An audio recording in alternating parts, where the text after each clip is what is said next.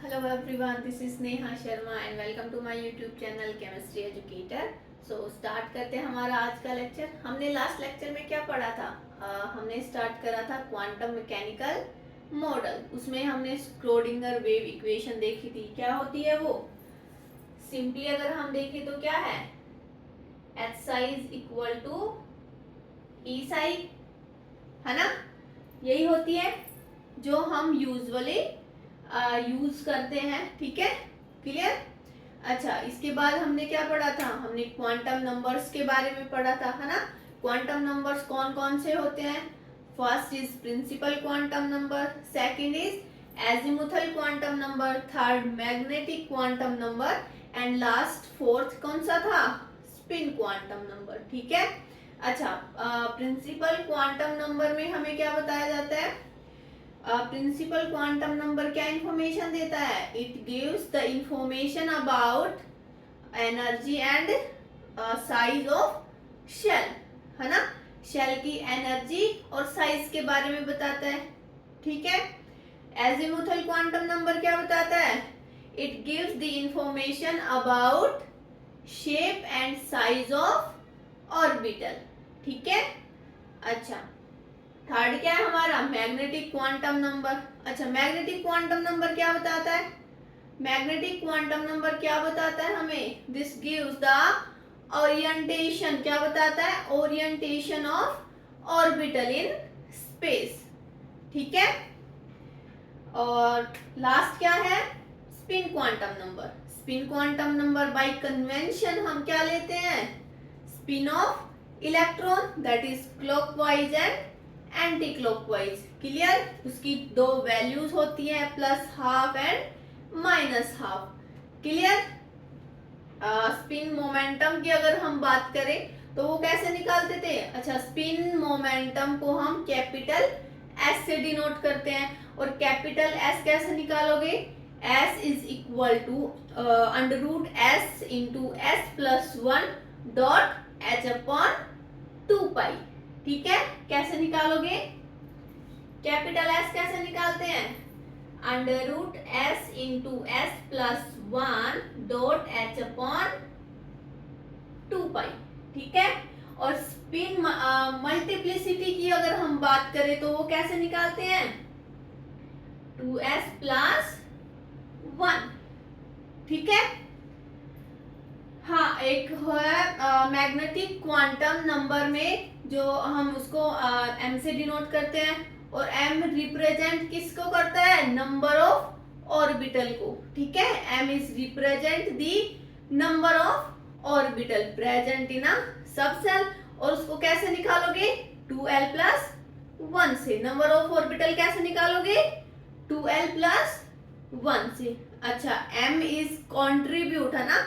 m is contribute the energy of electron, है ना? But in the presence of electric field or magnetic field, है ना? Azimuthal quantum number में in the absence of electric field और magnetic field हम क्या करते हैं? एनर्जी डिटरमाइन करते हैं। और कैसे करते हैं? n प्लस एल की फॉर्मूले से। क्लियर? आ गया समझ में? ठीक है। तो लास्ट क्लास में हमने यहाँ तक कवर कर लिया था। आज हम क्या पढ़ेंगे? हम शेप ऑफ ऑर्बिटल्स के बारे में पढ़ेंगे। नोड्स, नोडल प्लेन, है ना? Radial nodes, angular node. Actually nodal plane और एंगुलर नोड्स क्या होता है? सेम ही होता है ना? सो इसके बारे में हम आज स्टार्ट करते हैं। स्टार्ट करते हैं अभी। देखो, प्रिंसिपल क्वांटम नंबर को हम किससे डिनोट करते हैं? n से। इसकी वैल्यू क्या लेते थे? 1 से स्टार्ट करते थे ना? 1 2 3 एंड अप टू इंफिनिटी। ठीक है। एजिमुथल क्वांटम नंबर को l से डिनोट करते थे। इसकी वैल्यू 0 से स्टार्ट करते थे। 0 1 2 3 एंड सो ऑन। ठीक है। फिर था मैग्नेटिक क्वांटम नंबर, उसको डिनोट करते थे m से, और इसकी वैल्यू होती थी minus L up two plus L, जिसमें 0 भी क्या था? इंक्लूड था। ठीक है। स्पिन क्वांटम नंबर जिसको हम ms से डिनोट करते थे, या किससे डिनोट कर दो, s से, ठीक है। इसकी वैल्यू क्या थी, +12 और -12, ठीक है। अच्छा, अगर मैं एक फॉर्मूला लूं, एग्जाम्पल लूं, n इज इक्वल टू 3, तो इसके लिए मुझे l की वैल्यू और m की वैल्यू निकाल के बताओ क्या आएगी।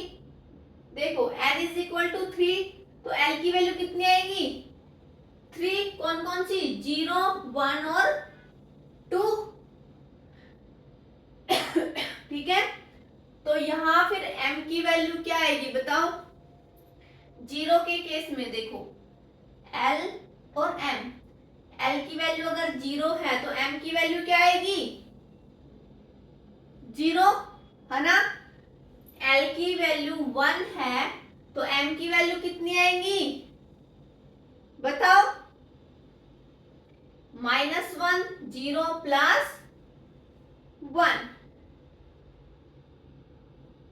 क्लियर।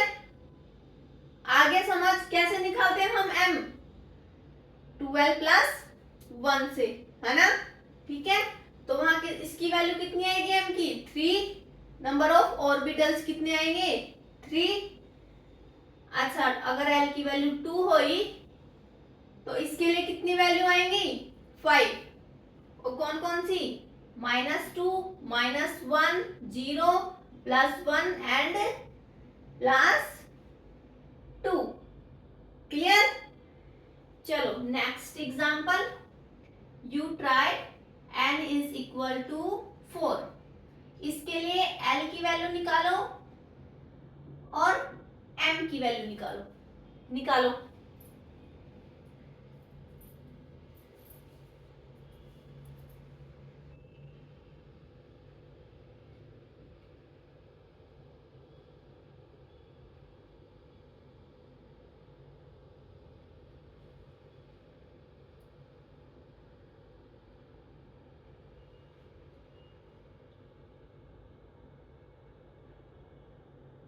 l की क्या वैल्यू आई, 0, 1, 2 और 3, है ना। तो अब हर एक l की वैल्यू के लिए m की वैल्यू क्या आएगी, अलग अलग ना। तो अगर हम l और m की वैल्यू देखें, l की वैल्यू 0 रखेंगे, m की वैल्यू 0, l की वैल्यू 1 रखेंगे, m की वैल्यू क्या आएगी, -1, 0 + 1, m कैसे निकालते हैं, 2l + 1 से, है ना। तो इस फॉर्मूले में l की वैल्यू रखो, m की वैल्यू क्या आएगी, ठीक है। 2 रखेंगे तो क्या आ गया, -2, -1, 0 + 1 + 2, क्लियर। 3 रखेंगे तो कितनी आई, -3, -2, -1, 0 + 1 + 2 एंड +3, क्लियर। आ गया समझ, ठीक है। तो अब हम बात करते हैं शेप ऑफ ऑर्बिटल की। किसकी बात करते हैं, shape of orbital. Shape of orbital हमें कौन सा क्वांटम नंबर बताता है बताओ।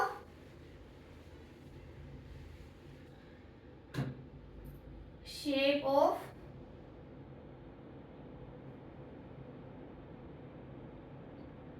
ऑर्बिटल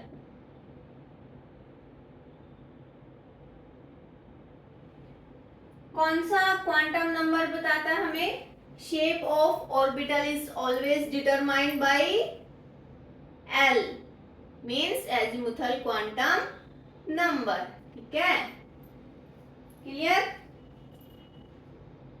इज ऑलवेज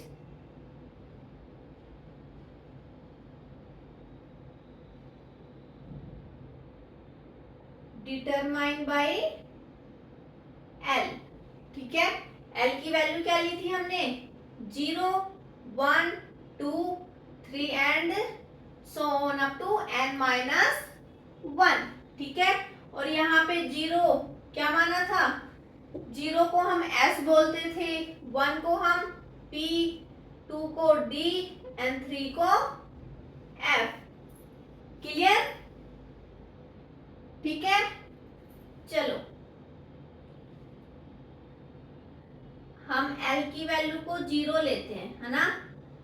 l की वैल्यू को 0 लिया मीन्स ये क्या है, इसको हम s सब सेल बोलेंगे या s ऑर्बिटल बोलेंगे। क्या बोलोगे आप, s ऑर्बिटल। और s ऑर्बिटल के लिए शेप क्या होगी, स्फेरिकल। क्या होगी, स्फेरिकल शेप होती है। s ऑर्बिटल की शेप होती है स्फेरिकल, है ना, लाइक दिस। क्लियर, ठीक है। अगर मैं l की वैल्यू 1 लेती हूं तो ये क्या है, p ऑर्बिटल या क्या बोल दो, p सब सेल। क्लियर, यहाँ पे m की वैल्यू बताओ क्या होगी, 0, है ना, ठीक है। यहाँ पे m की वैल्यू बताओ,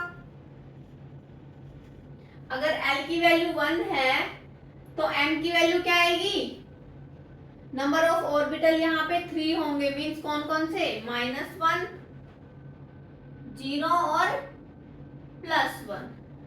क्लियर, तो p ऑर्बिटल में नंबर ऑफ ऑर्बिटल्स कितने हैं, p सब शेल में नंबर ऑफ ऑर्बिटल कितने हैं, 3, जिसको हम कैसे डिनोट करते हैं या रिप्रेजेंट करते हैं, px, py एंड pz, ठीक है। ये 3 डिफरेंट ओरिएंटेशन हो गए p ऑर्बिटल के, ठीक है। अगर हम इसकी शेप की बात करें तो p ऑर्बिटल की शेप क्या होती है, लाइक दिस। और इसको हम क्या बोलते हैं, डम्बल शेप। क्या बोलते हैं, dumbbell shape. And it has 2 lobes। दिख रहे हैं ना, ये वाला और ये वाला, ठीक है। क्लियर,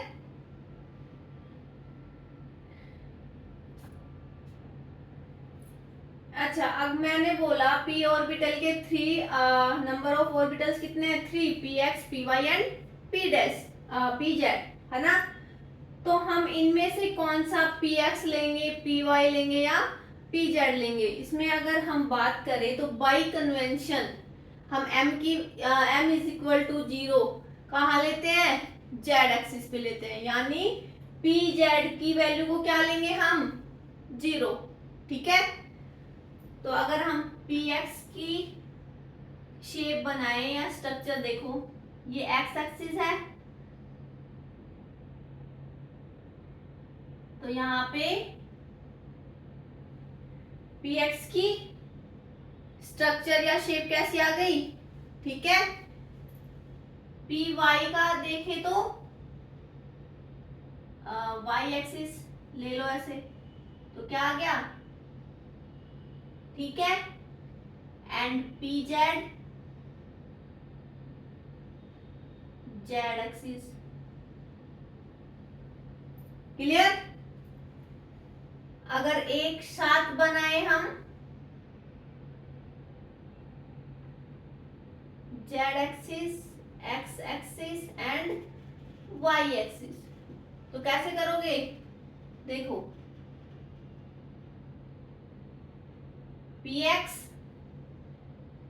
ये py एंड ये pz। क्लियर, आगे समझ।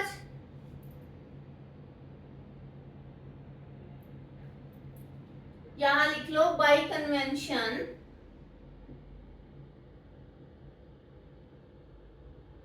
नॉट नेसेसरी, है ना। बाई कन्वेंशन हम क्या ले रहे हैं, m is equal to 0 is given to z axis. ठीक है, मीन्स पी जेड की वैल्यू 0 रखेंगे, ठीक है। बाकी -1 +1 या तो आप पी एक्स ले लो या पी वाई ले लो, इनमें से कोई भी, चाहे ये पी एक्स ले लो या पी वाई ले लो, चाहे ये पी एक्स ले लो या पी वाई ले लो, ठीक है। तो इसको जल्दी से नोट डाउन करो।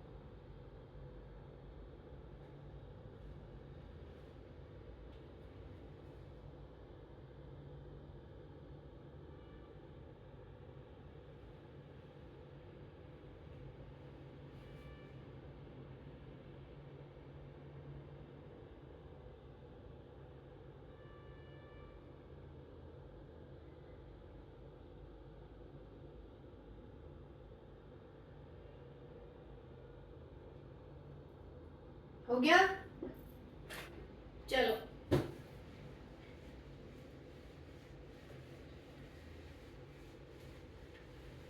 अब हम किसकी बात करेंगे, डी ऑर्बिटल की, ठीक है। डी ऑर्बिटल, यहाँ पे एल की वैल्यू क्या लोगे आप, एक सेकेंड ना,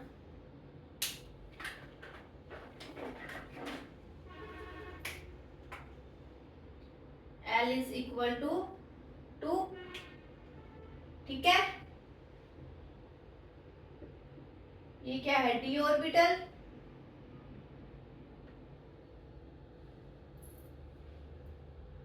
ठीक है। तो यहाँ m की वैल्यू क्या आएगी बताओ, number of orbital D orbital में, डी सब सेल में बताओ 5, कौन कौन से, -2, -1, 0, +1 एंड +2, क्लियर।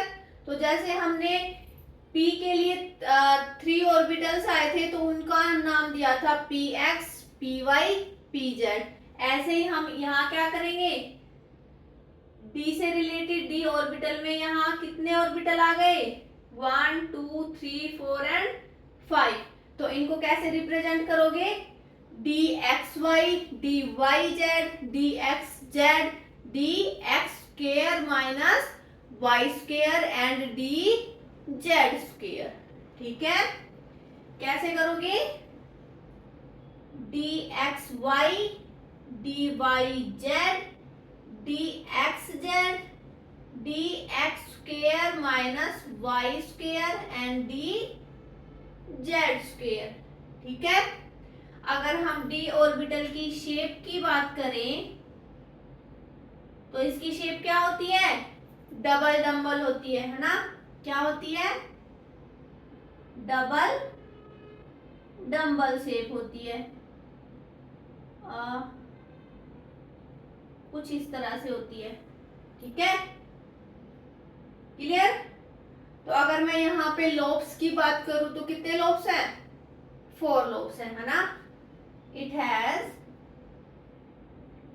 4 लोब्स। अच्छा, इसका एक और नाम भी है, वो क्या है, क्लोवर लीफ शेप, ठीक है। चाहे आप डबल डंबल बोल दो या क्लोवर लीफ शेप बोल दो, ठीक है, क्लियर।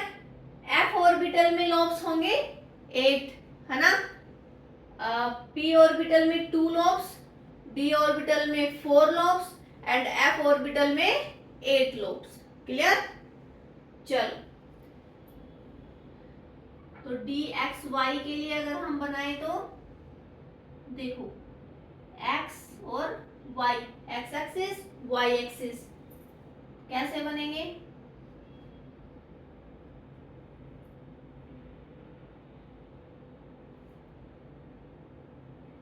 डी वाई जेड के लिए बनाओ तो वाई जेड है ना, यहाँ वाई एक्सिस ले लो और जेड एक्सिस ले लो, D X Z, X axis Z axis, ठीक है। तो basically D X Y, D Y Z and D X Z orbital क्या है? इन बिटवीन दी एक्सिस, है ना, ये क्या है? इन बिटवीन दी एक्सिस है, ठीक है। और D X square minus Y square and D Z square क्या होंगे? इनके स्ट्रक्चर को अगर हम बनाएंगे तो क्या कहाँ होंगे? ये अलोंग दी एक्सिस होंगे, है ना।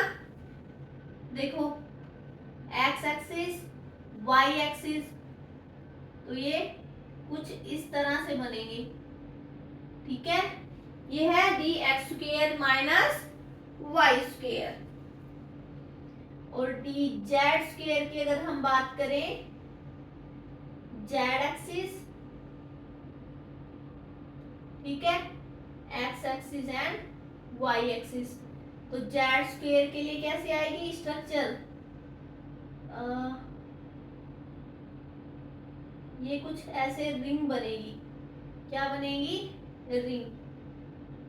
ये मैंने आपको समझाने के लिए लिखी थी, है ना। इसको जैसे मैं इरेज कर देती हूँ,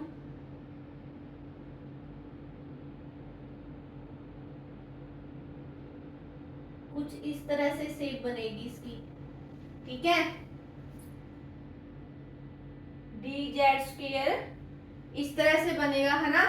और ये जो रिंग है, जो ये रिंग है, देखो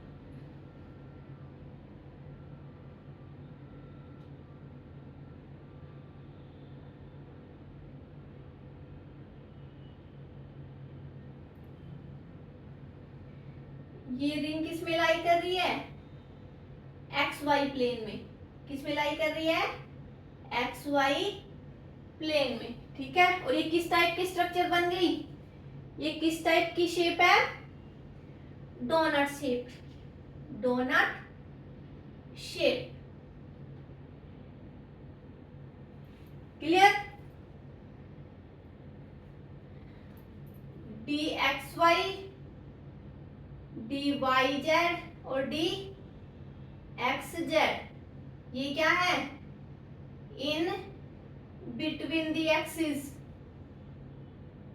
ठीक है। और D X square minus Y square और डी जेड स्क्वेयर है along the axis, along the axis, ठीक है। आ गया समझ? इनको जल्दी से नोट डाउन कर लो, है ना।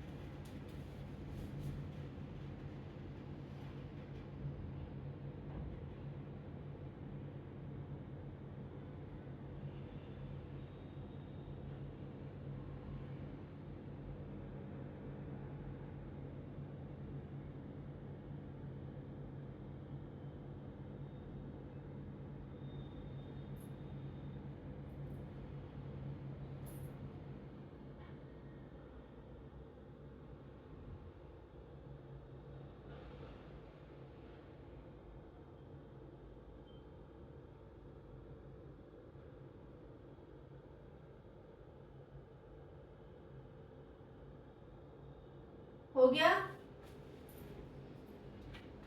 चलो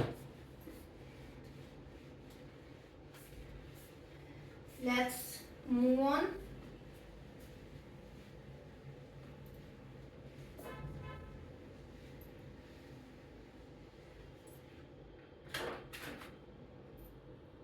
अब हम बात करेंगे नोड्स या नोडल प्लेन, बोल दो ना, नोडल प्लेन। ठीक है, नोड्स या नोडल प्लेन क्या होता है बताओ? वो प्लेस या वो प्लेन जहां पे इलेक्ट्रॉन्स के पाए जाने की संभावना क्या होती है? जीरो होती है ना। तो probability of finding the electron is equal to be zero. Clear? क्या है? Where the probability of finding the electron,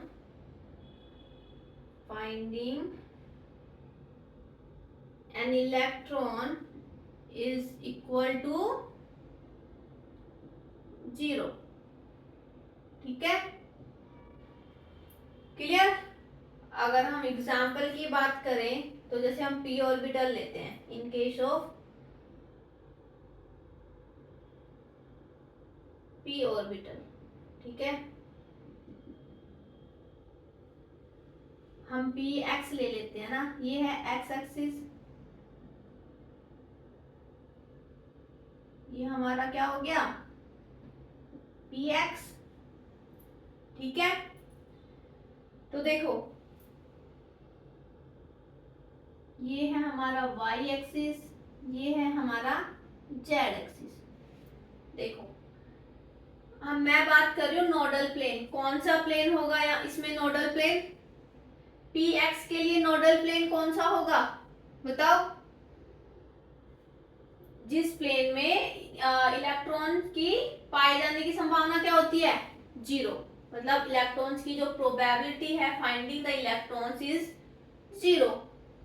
तो कहाँ होंगे? देखो अगर मैं एक्स जेड प्लेन की बात करूं तो यहाँ पे तो इलेक्ट्रॉन है, मतलब एक्स एक्सिस पे इलेक्ट्रॉन प्रेजेंट है, तो ये एक्स जेड प्लेन तो नहीं होगा। अगर मैं एक्स वाई की बात करूं तो यहाँ पे भी क्या है? एक्स एक्सिस पे तो प्रेजेंट है ना इलेक्ट्रॉन, तो यहाँ तो इलेक्ट्रॉन्स जीरो है नहीं, मतलब यहाँ पे तो इलेक्ट्रॉन है। तो कौन सा प्लेन बचा बताओ? वाई जेड प्लेन है ना। कौन सा प्लेन? Y Z. यहाँ पे क्या है? इलेक्ट्रॉन्स नहीं है ना, जीरो है प्रोबेबिलिटी। तो पी एक्स के लिए अगर मैं नोडल प्लेन की बात करूं तो बताओ पी एक्स के लिए नोडल प्लेन कौन सा प्लेन है? Y Z. Y Z. ऐसे ही अगर मैं पी वाई की बात करूं तो देखो वाई एक्सिस को छोड़ के या वाई से रिलेटेड जो भी इंक्लूड हो रहा है वाई जिसमें जिस भी प्लेन में, उसको क्या कर दो आप? स्केप कर दो, और बाकी जो बचा वो क्या हो गया हमारा? नोडल प्लेन है ना। तो पी वाई के लिए नोडल प्लेन कौन सा आएगा?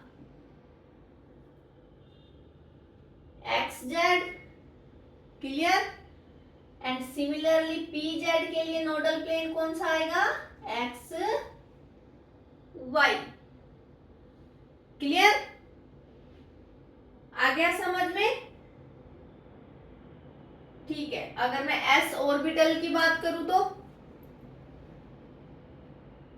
एस ऑर्बिटल की बात करूं तो एस ऑर्बिटल में बताओ, एस ऑर्बिटल में नोडल प्लेन बताओ। एस ऑर्बिटल में तो कोई भी नोडल प्लेन नहीं होगा है ना। इसकी शेप क्या है? स्फेरिकल, और यहाँ पे इलेक्ट्रॉन इक्वली डिस्ट्रीब्यूट हो रहे हैं है ना। यहाँ पे तो हर कहीं पे इलेक्ट्रॉन प्रेजेंट होंगे, तो यहाँ पे नोडल प्लेन नहीं है। तो यहाँ पे जो नोडल प्लेन होगा वो क्या होगा? जीरो। क्लियर? चलो अब मैं डी ब्लॉक डी ऑर्बिटल की बात करूं तो उसमें बताओ मुझे डी ऑर्बिटल कितने हैं? 5। D X Y, D Y Z, D X Z, D X square minus Y square और डी जेड स्क्वेयर। ठीक है, तो इसमें बताओ देखो dx के लिए क्या है, x और y, यही है ना। तो इनके लिए नोडल प्लेन क्या होंगे बताओ।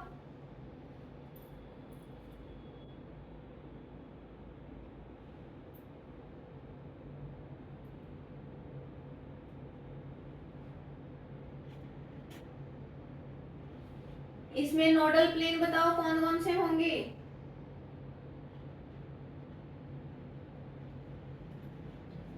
इसमें नोडल प्लेन होगा YZ, हाँ YZ और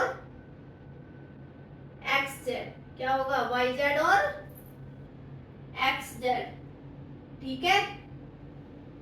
इसमें नोडल प्लेन होगा YZ और XZ, ठीक है। DYZ इसमें कौन सा होगा बताओ। इसमें भी YZ में आएगा XZ और XY, ठीक है। DXZ में कौन सा आएगा, YZ, इसमें भी आएगा XY। DX square minus Y square, इसमें बताओ, है ना। देखो ये अलोंग दी एक्सिस है,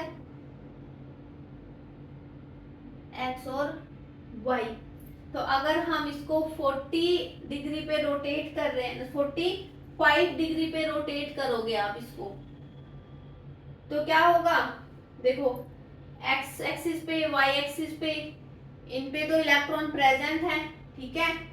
रोटेट करोगे तो एक्स वाई प्लेन पे भी इलेक्ट्रॉन प्रेजेंट होंगे। कहाँ पे प्रेजेंट नहीं होंगे,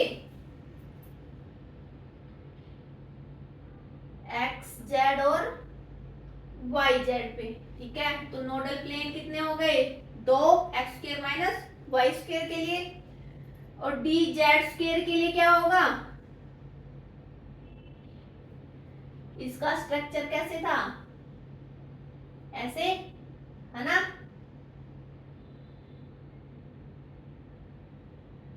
ये हमारा एक्स वाई प्लेन मानो, ठीक है, क्लियर। तो एक यहाँ पे, एक यहाँ पे, टू टाइप्स के ये क्या बन गए, कॉनिकल शेप, है ना। देखो ठीक है। तो कितने नोट्स बन गए, कितने नोट्स आ गए, 2।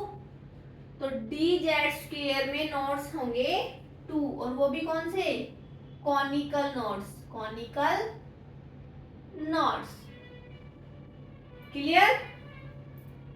तो इसको जल्दी से नोट डाउन करो।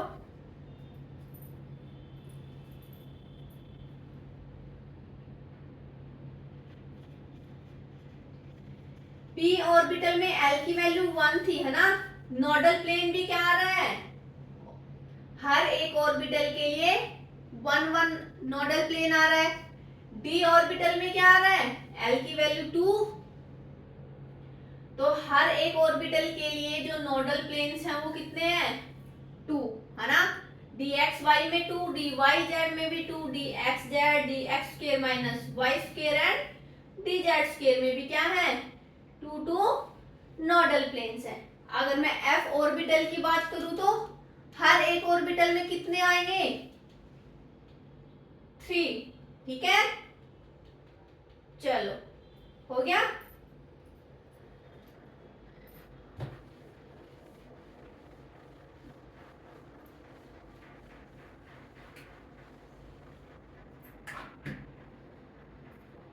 देखो नोडल प्लेन, नोडल प्लेन को और हम क्या बोलते हैं, एंगुलर नोड, क्या बोलते हैं, एंगुलर नोड, क्लियर।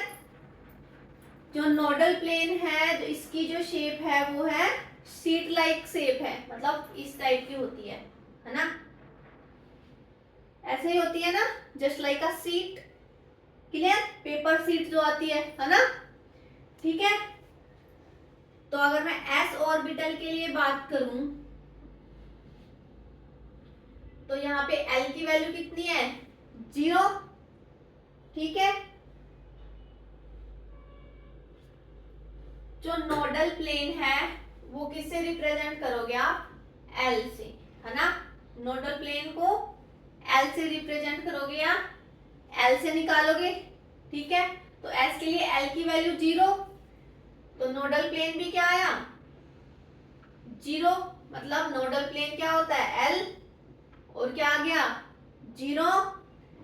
अच्छा, P ऑर्बिटल के लिए बात करूं तो L की वैल्यू 1, तो नोडल प्लेन क्या आएगा बताओ, नोडल प्लेन भी क्या होता है, L, और L की वैल्यू कितनी है, 1।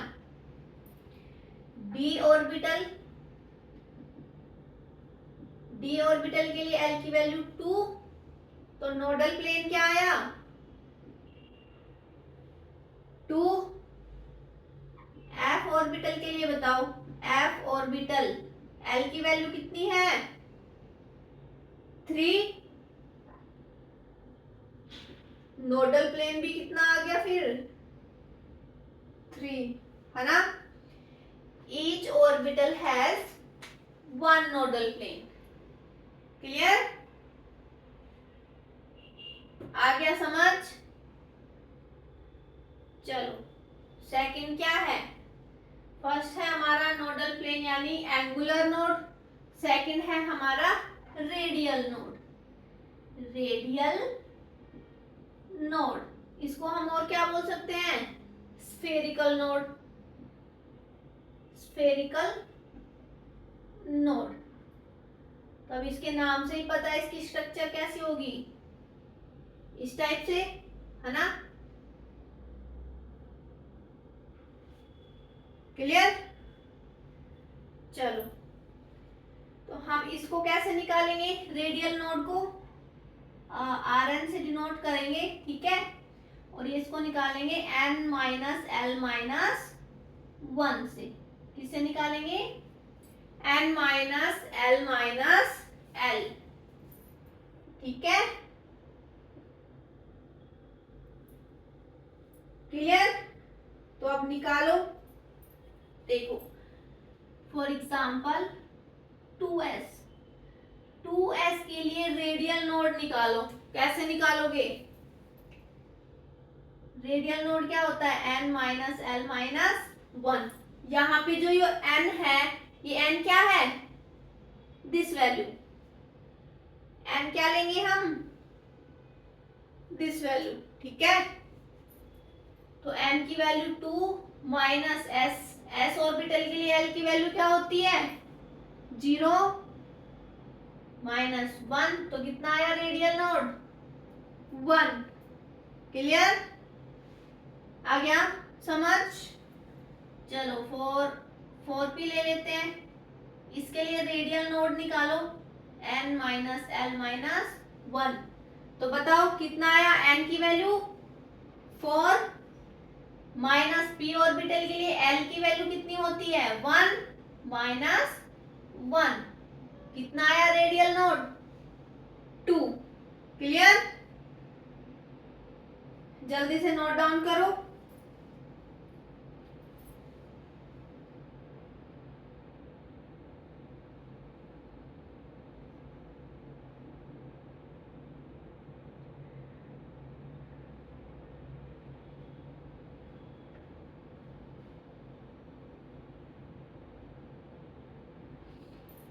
एक एग्जांपल और लिख लो, 1s के लिए रेडियल नोड क्या आएगा, 1 माइनस 0 माइनस 1, कितना आया, 0।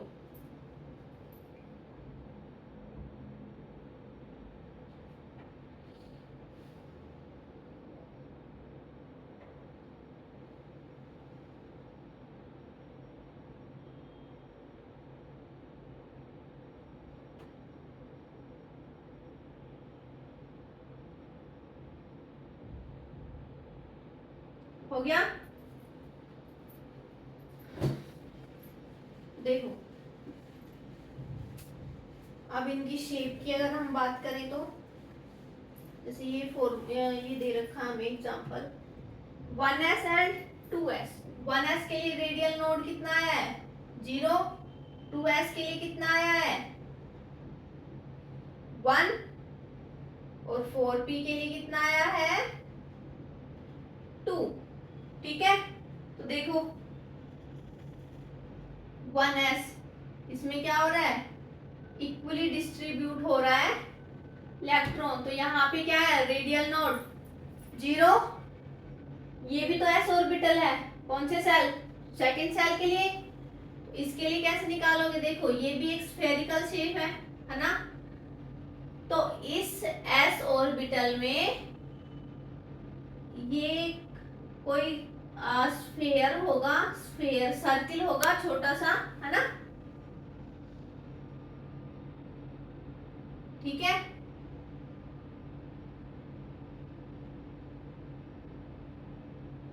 इस टाइप से।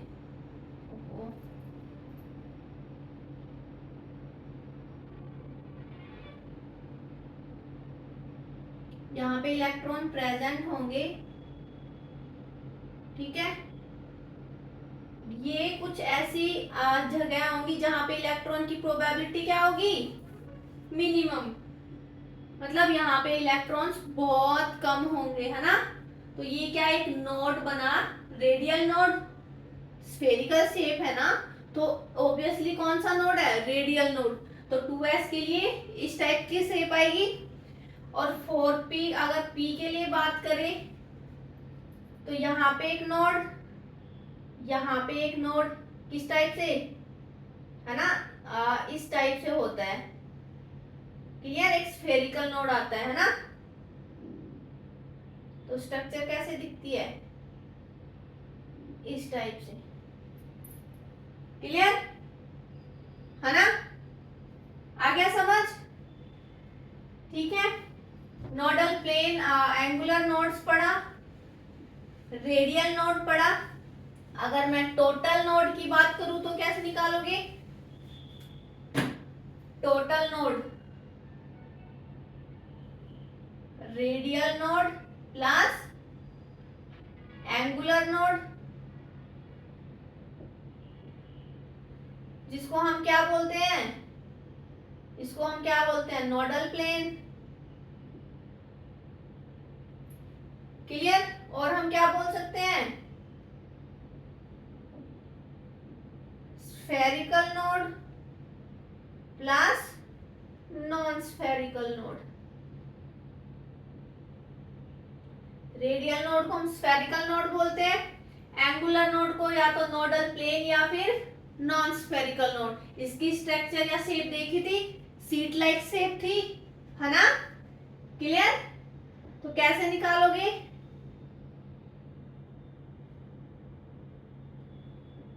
टोटल नोड कैसे निकालोगे। रेडियल नोड का फॉर्मूला क्या था n माइनस एल माइनस 1। ठीक है, प्लस एंगुलर नोड, इसका फॉर्मूला क्या था L। ठीक है, तो जो ओवरऑल टोटल नोड आया उसको कैसे निकालते हैं हम, L से L कैंसिल, तो n माइनस 1। क्लियर, जल्दी से नोट डाउन करो, फिर एक एग्जांपल देती हूँ, बाकी फिर हम नेक्स्ट लेक्चर में कवर करेंगे। ठीक है, जल्दी से नोट डाउन कर लो।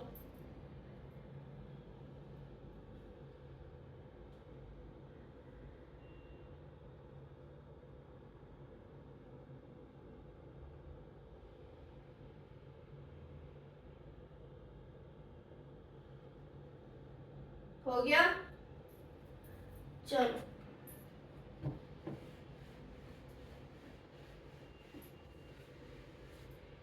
एग्जाम्पल लिखो, क्या क्या निकालना है हमें, रेडियल नोड, नोडल प्लेन और टोटल नोड। ठीक है, और किस किस के लिए निकालोगे, 5d 4f 2s 3p 6s 1s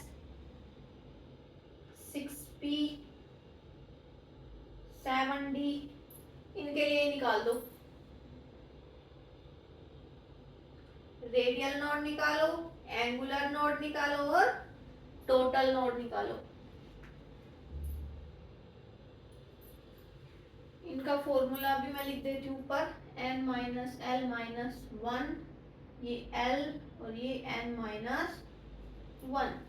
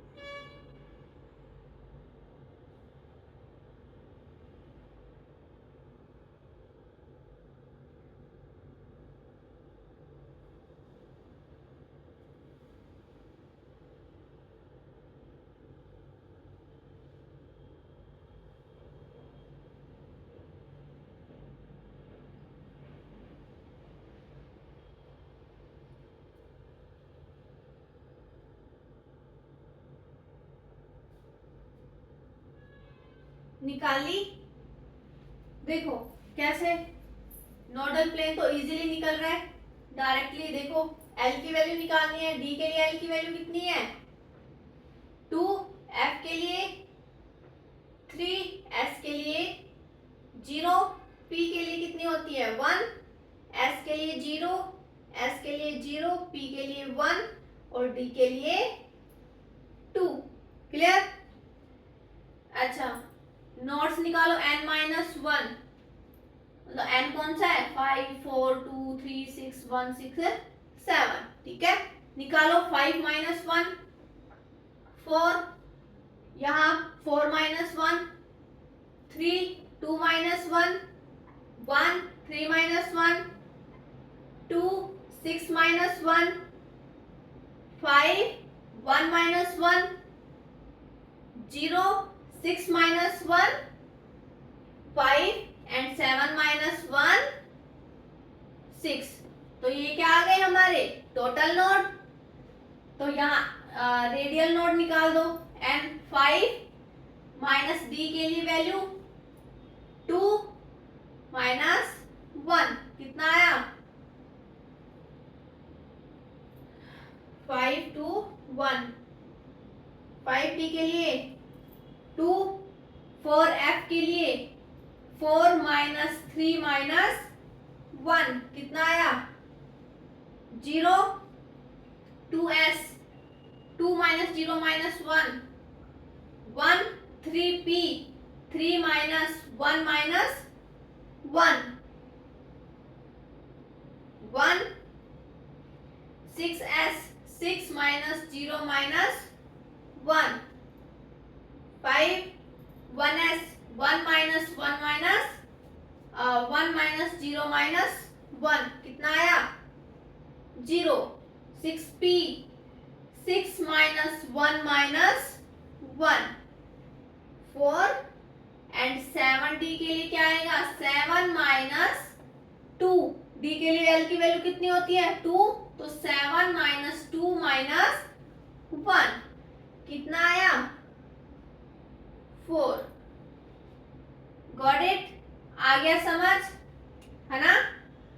चलो बाकी नेक्स्ट लेक्चर में कवर करेंगे। आई होप आपको आज का वीडियो समझ आ गया होगा अच्छे से। सो प्लीज वीडियो को लाइक शेयर एंड सब्सक्राइब करना। Thank you so much.